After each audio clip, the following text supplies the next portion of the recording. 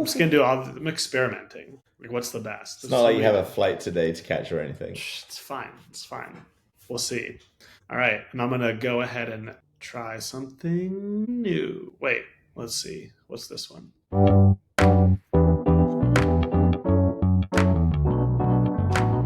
Powered by Riverside. Never mind. I'll figure that out later. All right. Hello, everybody. Welcome to the Friday Flow. It's May 17th. I am catching a flight in a couple hours to Ireland, but I couldn't miss the Friday Flow. We did miss it last week. We were in Vegas. So welcome, William. Thank you. Thanks for having me again, Jordan. Excited to Oh, be yes. chatting away on this week's Friday Flow. Are you going to record it next week from Ireland? That is a great question. TBD. It's also TBD if I'm going to make the all hands on Wednesday. I'm going to try. You have to bring your ring light with you in your checked luggage. I might do it from a pub in Galway. We'll see. We should. Could be fun. All right, big docket today. 4 topics. Obviously, we have questions as well. Those are part of the 4 in the docket. So we're going to start off with brick and mortar stores in the age of online shopping. A couple crazy articles have come out this week. Will has flagged one of them, and I'm going to let Will take it away to kick us off with topic number 1. Yeah, thanks a lot, John. I think this is super interesting, very relevant for what we work on in our industry. So the Wall Street Journal had a great article that came out talking about online shopping and how it is saving brick and mortar stores. And I think this is a really interesting dichotomy that's happening. A couple of quotes out of there. Store owners once viewed e-commerce as a mounting threat for their survival. Now more brick and mortar stores are thriving after integrating their properties with their online experience.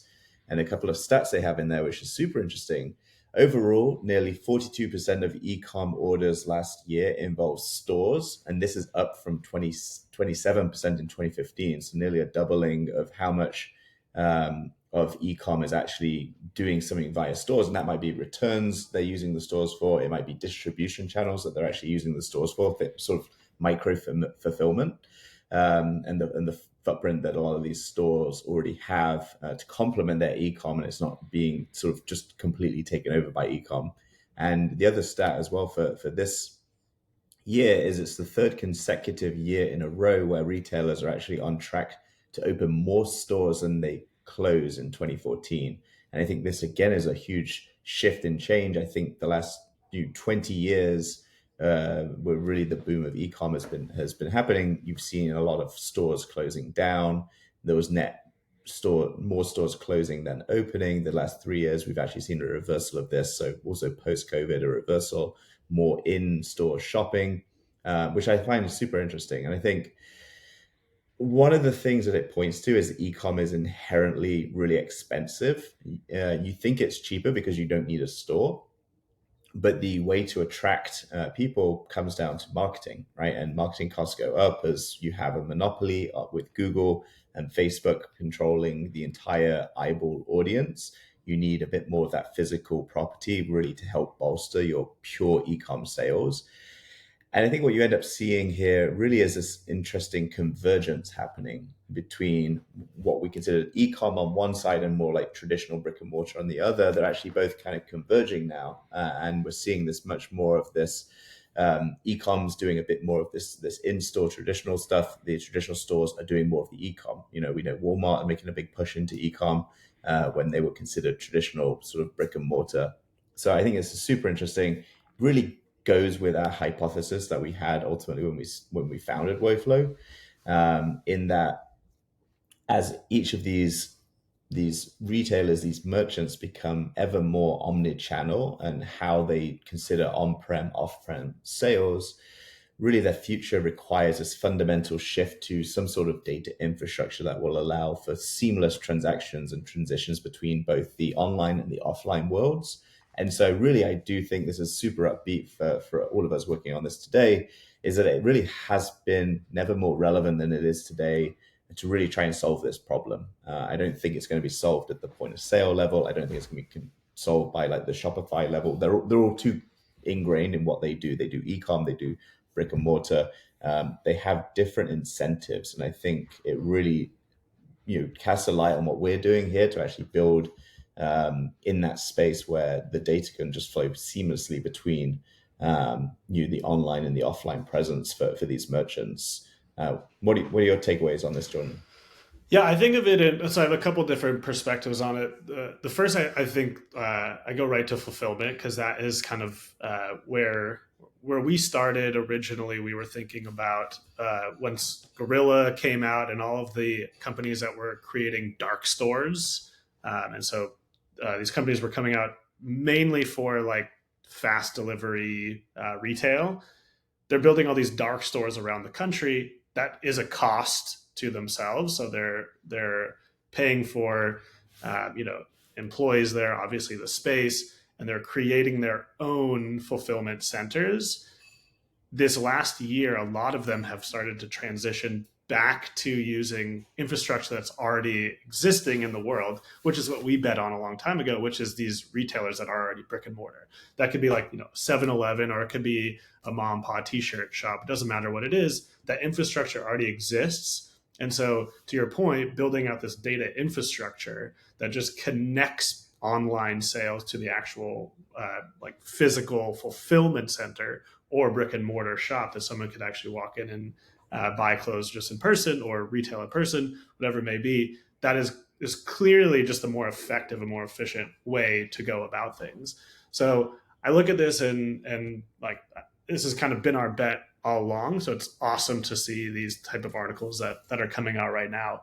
Another stat in here is that online sales account for 15% of total retail sales last year. That seems so low. So like low. that just like shocked me. It just proves that there's How much so of your much shopping more. experience is done online Oh, versus in store? it's a good question. I'd say the majority of my shopping is online, except for Costco. Got to go into Costco, refuse to order Costco online. Got to go in, got to check out every single aisle, even if I don't buy anything. And then I go to the checkout and get a slice of pizza. But I have to buy all Costco goods in person. But I do think that stat is so low, 15%. It just seems like there's so much room, so much opportunity, right? And so that's exactly what we're there trying to provide, is the opportunity for these brick and mortar and these online retailers to be, or sorry, these brick and mortar retailers to be able to sell to the online world. So Right. pretty And I cool. think the integration side, I think you're exactly right. The integration side and the infrastructure side is so important. When you're shopping online, you want to make sure that the items are in stock, right? And if you're selling stuff in the store, you need to know exactly when an item's been sold so that you can update your online presence so that someone else can't buy the same duplicated item, right? So there's just so much more Exactly. sort of meshing that needs to happen, and we're really excited about that with some of the products that we're releasing. Like, we'll talk about Sync in a little bit, but that's kind of also playing in that space. Yep. All right. Transition sound effect. Love it. Now we're going to talk about Glue. What is Glue? Glue is David Sacks's new Slack competitor. And why did I choose this? I chose this for a couple reasons, but first let me share my screen.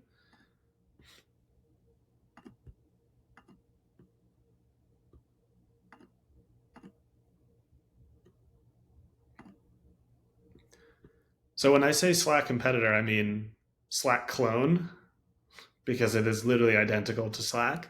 I think they make a point to do that. Like, the Slack layout is okay, and they're not trying to shake things up to the nth degree.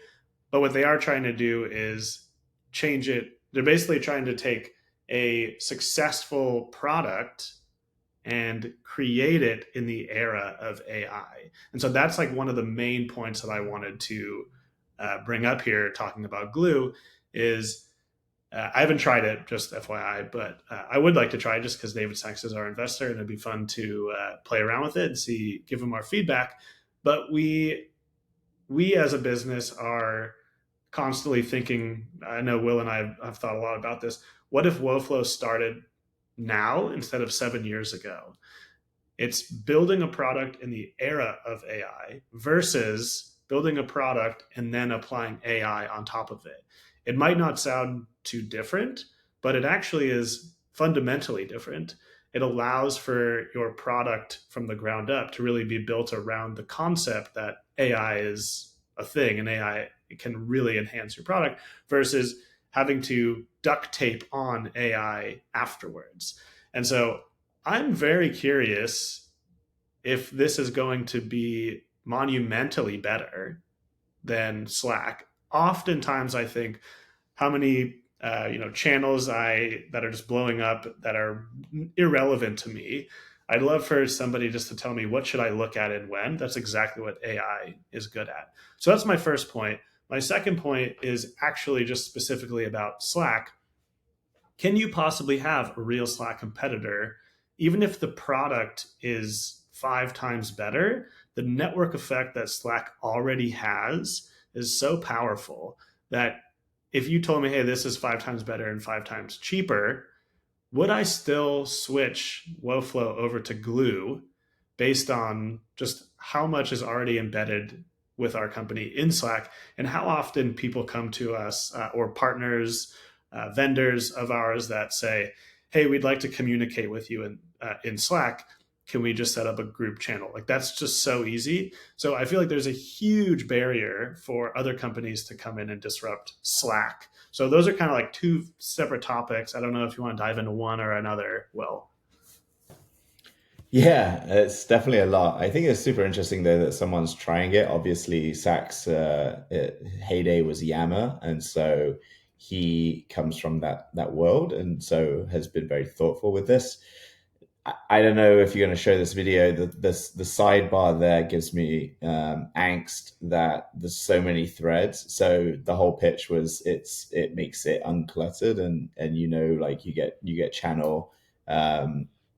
There's too much channel changing happening, and this go and see it here. It's AI generated threads, but is that any better than what it's replacing? So I do find that interesting with any evolution of a technology. I think you're absolutely right. The interesting piece in my mind of this is if you were to have a do-over, would Stuart and the Slack team rebuild from the ground up using AI if they could today, or would they, the rails that they already have built and everything they have in place, be their starting point? So it's a really interesting, genuine question in the era of AI. We think about it, as you mentioned, with Woflow. What does a competitor look like in an AI era, and how close is it to what already exists? This looks very close, but it sounds like, and it promises that fundamentally under the hood it's very different. Without testing it, yet to know. I think you're absolutely right. When it comes down to network effects, we would find it very challenging to unplug and migrate away from what we have in Slack with the shared channels, as you mentioned, with clients and vendors, the integrations that we have. I think a lot of this stuff does come down to integrations, and that's a huge benefit. I'm sure they'll have integrations in the future as well, but the porting over of that data, I think, is something that maybe a Woflow type business appears in the future to help people port. Who knows? I saw a funny tweet this morning about startups. To build a successful startup, you need to build a cult, and they're saying to do that, you need things like deranged Slack emojis, esoteric inside jokes. These are all sort of crucial for company culture. And so I thought, we could move over to Glue, but we couldn't lose all of our dancing emojis and things like that. So regardless, at a minimum, we need a Woflow type company to help us port over our emojis before we'd even consider Glue as a usable, viable option. That's a really good point. I love when I go in to try to put a emoji in, like a regular emoji. Like I tried to write strong the other day, and there was like 3 pictures of Tony that came up. I was like, I just wanted the muscle emoji, and then like 3 people have made strong Tony emojis. It's like this is Tony so cultural. Strong. Tony Strong, I love it. I love it. Boom. All right, next topic. AI in a box. I think this. Oh, who came? Oh, Kyle. This was Kyle's question. Basically, what are your thoughts on AI in a box? AI in a box being Rabbit and the humane pin. If you have been under a rock or you just don't watch Twitter or X or whatever it's called, this is some new crazy hardware that, when I say crazy, it's because I don't know if it's good or bad. It's just kind of crazy. It's using all of this new LLM technology and trying to put it into hardware. I'm going to break this into two parts. One is going to be Rabbit because we can kind of put them together. I'm just going to show a video. Let's start with that. I'm going to start with this video that Rabbit came out with. Just for context, Rabbit is a small piece of hardware that's not your phone. It's a separate piece of hardware, very similar to your phone, but only does a couple things. You might be asking why. I ask the same question.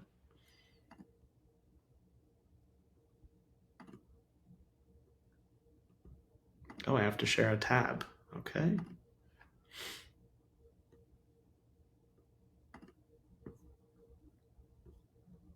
I'm gonna just play this video.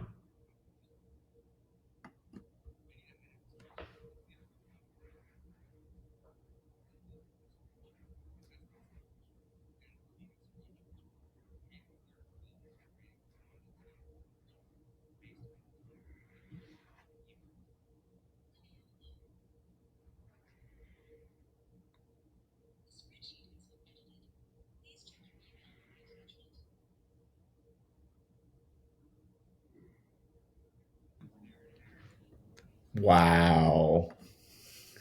and boom, there it is. There's what? There's a runaround of ways to get your spreadsheet. There's like 500 Chrome extensions that'll just let you do the exact same thing. And in Google now, they have Gemini is actually now plugged into Google Sheets. So you can just do that without anything external, especially not a new piece of hardware that you have to like film your computer, then it goes to your email. It was just like potentially the worst example I've ever seen. They have so many other opportunities to actually use like a new little piece of hardware as like a cool demo, but that was absolutely not it. So that was fun. I'm gonna before we start talking, let's just do a quick pin demo now. And I think the sort of part of Kyle's questions here was like, where do you see this market going? Do you think people will eventually adopt them? And then also the funny part he put in there is what needs to change to make them less bad. And so I think these like early demos are exactly that. And so I look forward to seeing the pin one as well.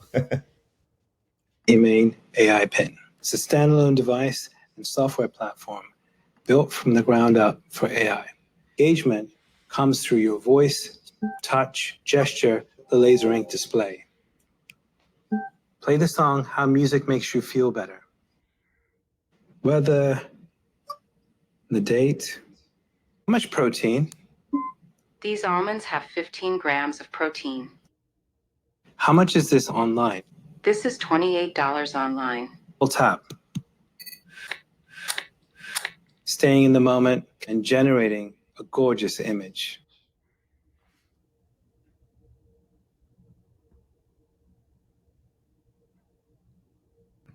It's beautiful. And that's that. Before we continue, I have one more.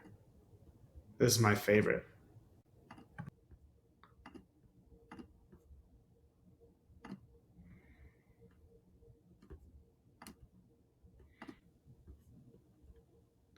Just if you don't think it's a fashionable product, just wait. It's very fashionable.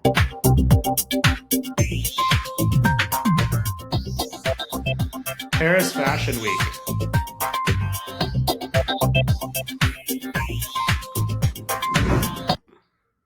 Okay, enough of that. Now we can get in the conversation. I just thought that was hilarious. Paris Fashion Week, rocking some AI humane pins. Love it. All right, first thought is why? just in general, why? I I love new products, new gadgets, innovation. I am all for the idea. I think the launch of all of them is fairly embarrassing, but I also think the statement, if you're not embarrassed by your first product, you ship too late, also stands. So I can be a hater, and inside I'm also a lover because I think it's a very ambitious project. Obviously, super ambitious project. Both of them. They've spent a lot of time in R&D building these things. Also, hardware is just an incredibly hard um, a place to be. But I don't know if they're landing, and I can't actually tell if it's something that I would use or wouldn't. I think for the Rabbit product, there's no reason to have a external device for that. Everything that they're doing should just be on your phone. You're already carrying your phone. For the pin, the only thing I can think of is the idea to replace the phone, or is it to replace your Apple Watch? Like, is it, there's already ways to kind of get around and do what these things are accomplishing. I understand that they're trying to, simplify, make it more part of you, right? Like, become one with the human, hence why it's called humane. But it just doesn't land with me.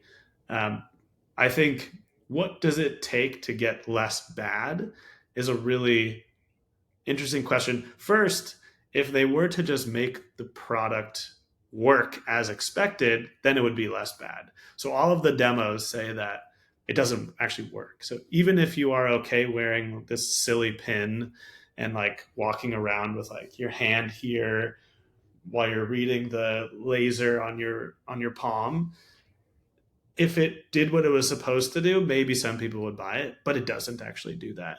It's supposed to know where you are. It's supposed to kind of have everything together, know what the weather is. And it doesn't seem to be doing that.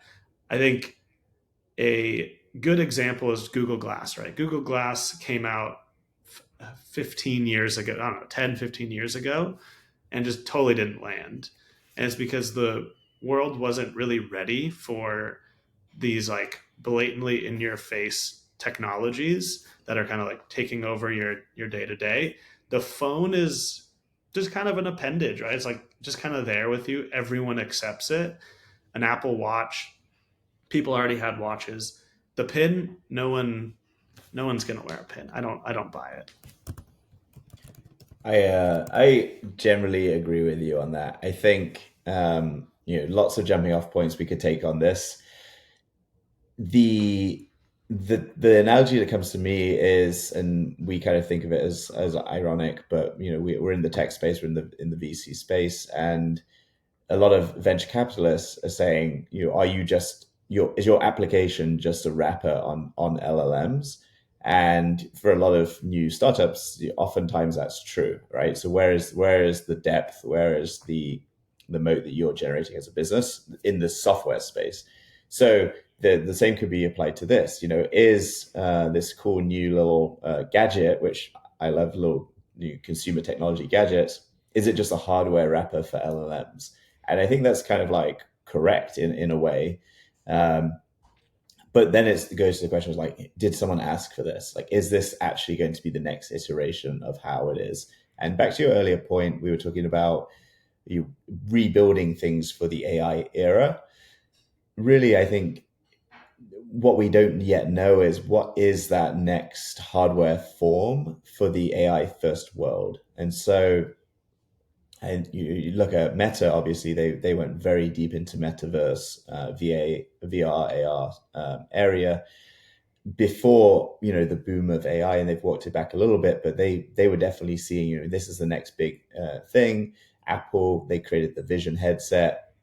They're, funnily enough, they're getting resold on eBay at like half the price, so that depreciation is insane. There just isn't a real market or use case today for these big chunky on head units. There's a few people trying to do sort of like AR glasses as well. So people are trying. I think it's super cool that we're in a place again where consumer hardware, consumer technology is making a little bit of a rebirth, even if it's not quite right. We went from, in the 80s and 90s and early 2000s, like so many different gadgets, right? We had the mini disc, we had all these cool different new things coming out. We've since shrunk it all down to a phone, and that's been super productive for folks. But it's very hard to, it's almost like it's in its like near final form. And so like, what is going to reinvent the phone? I don't think we're anywhere close to that yet. I don't think these AI in the boxes are it. To all of the things you mentioned, the phone does all of these things and better. And if it's really just the software that's being run on there, you bet everyone's going to have their own software on there soon enough. Apple are, I think, making a deal with OpenAI to embed in Siri. These are sort of the elements that are what I guess make these kind of pins stand out today. But to your point, ultimately it has to work, and the work comes from the seamless integration between the sensors and the LLMs and the software that actually runs the whole sort of agent workflow as well. So that will keep improving as we expect. But then it comes down to what's that hardware form that actually works for folks in my mind. Yeah, so I guess in conclusion, I think it's kind of dumb. I admire them, and in 6 months, I will be wearing one. Next topic, last topic, Sync. This is coming in from Michael. What are our concerns with developing Sync as a product? A lot of thoughts, a lot of emotions here. A lot of you have been involved in the last few weeks / few months of this. Some of the examples that Michael asked and gave is it a timing issue? Where do we eventually want this product to be? Is it because of the lack of resources? What about multi-location, et cetera? So a lot of very pinpointed questions. I guess I'll kick it off and then I'll hand it over to you, Will. I think for me, and I talked about this on the last call as well, focus at the company is very crucial. And so what is it that we want to showcase as really, really top-notch products at Woflow? Because we have a limited number of those. So I suppose the question of do we have limited resources isn't wrong. We do have limited resources, right? We're not a huge company. But I also think huge companies also do a pretty bad job, even if they have a lot of resources, with trying to do too many products at once. And so that has always been a big concern of mine with Sync. However, Sync does roll up into Link, right? Link is the actual product. Sync is more of a mechanism within the product that enables constant syncing of the data. I think there's also a lot to be said about what is our expertise in the field and what is not our expertise in the field. Like we become really, really good at web crawling, even doing, Go Author, whatever we want to call it. So being able to actually log into customers' accounts on behalf of them and be able to port and pull data. Is that enough to be able to make a really good Sync product? We will find out. Have we begun that process? Yes, we totally have. But I guess to the question, what is the concern? My concern is 100% on the focus level. So I know I've been pushing it off with our team. We have been working on it, but it has not been a core focus. And so in the next few weeks, we will be shifting some more focus to it. But my concern by doing that is that going to remove focus on some of the other core products that our customers know and love, and we are the best at it. So that's my core concern. Will, how about you? Yeah, I think I agree with you on all of the points you make. The take I was going to take on this, it's a little different. It's sort of at a business level, at a fundamental level, like should you launch a product or not? There's many different ways of like how you should essentially think about it. And it all comes down to, will a product that you launch create value for the business? Will it improve and increase the valuation of your business? Ultimately, that's a big part of what we look at is shareholder wealth generation, and everyone working here hopefully feels that same way, whether you have stock options or security for a job and those other kind of things. It's very important. And I think when you're at a certain level and scale, it's natural to launch a true second product. We today only have one product. Yes, we have restaurant retail, but really they're kind of sub products to the broad product that we have, which is onboarding. We help companies onboard their products. We've always known that there's a product in the space of maintaining data over time. And the proxy for that is sync. It's integrations between all of the different parts of the ecosystem, starting with integrating catalog content and data from POS into marketplaces and other online ordering platforms. So it's a very natural fit. And then the next question with that is, okay, if it's natural, is it worth doing? And so you really have to truly believe your second product is going to be at a magnitude larger than your first product to even bother launching it. And the reason of that is it comes down to value again and valuation again. If the market you're going after is the same size as that first market, it's probably not worth doing, because we've spent 5-6 years building the product we're at today, the market we're in today. We've got that up to $1 million in recurring monthly revenue. That's awesome. That's a solid start of a business. If you launch Sync and it makes 100K monthly recurring revenue for you after 6 months, if you started that business on its own, you'd say, that's cool. I've hit like $1 million ARR business. This is great. But if you add just $1 million onto our annualized revenue after sinking a lot of resource into something, that would actually be kind of a flop. You really do need to be able to go after a product that's going to add the next million in MRR relatively quickly into a business to actually move the needle on valuation. A 10% gain on valuation, we can do that from our existing product. It's not gonna happen. And to John's point on resource and focus, you really have to have a shot of being able to double your existing revenue relatively quickly from a new product line. And that's really what we think about, as well as we think about growing this business and truly making this a world-class business. I think it has it. I think the positive side and the upside is, while we're still in MVP / testing phase, we have 1 or 2 customers that we're going to launch this with. That's awesome.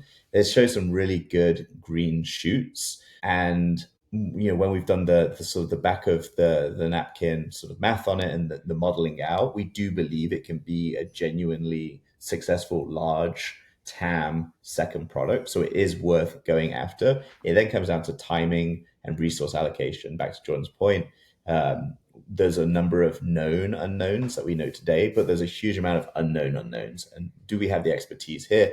Do we need to hire in additional folks to help support this that have maybe done some of this in the past? These are all kind of like the relevant questions that we need to start thinking about today, so that in 3 months or 6 months, when this becomes a real central piece of our business strategy going forwards, because it actually absolutely needs to be the data infrastructure for brick and mortar commerce. This absolutely needs to be in our veins. It's more of a timing of when we should be doing that. And questions like, are we architecturally set up for this? Are our customers in the right phase of their development to accept this? These are all the kind of questions that we're starting to answer, but we don't want to put too much resource today on doing that, because it takes away from the focus. And right now, Q2, we've said the focus is on restaurant pull link. That is where we're seeing a lot of growth right now. We have an obvious product. We have an obvious pull from the market. We have product market fit for this product. It's awesome. So let's keep pushing on that. But absolutely, we need a smaller cohort within our team, and that's going to keep ramping up over time, starting to spend a bit more time on Sync. And I think we're all really excited for what Sync can become in the future. And we just need to be mindful with our resource of how we approach it. Yeah, anything couldn't have said it better. No, yeah. I think that was very well said. I would also just quickly tie it back to our first topic, which was the brick and mortar stores in the age of online shopping. We said in the beginning of this episode, this is the future. We're only at 14% of retail sales are online, and the requirement for brick and mortar to be more embedded in just the rest of the world's data. So having a data infrastructure that really does sync everyone's inventory, everyone's products across all platforms, that's what will get us to 50, 60, 70% of retail sales all online. And so we've said this from the beginning, this will exist. Like, it has to exist. if it's not us, it will be somebody else in the future. Is the future in 20 years, 50 years, 100 years, or is it going to be next year with us? Like, these are the questions that we don't know the answers to, but we're here to experiment and find out. So with that, I will conclude this episode of the Friday Flow.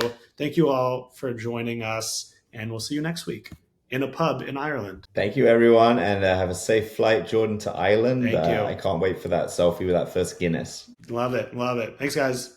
Bye.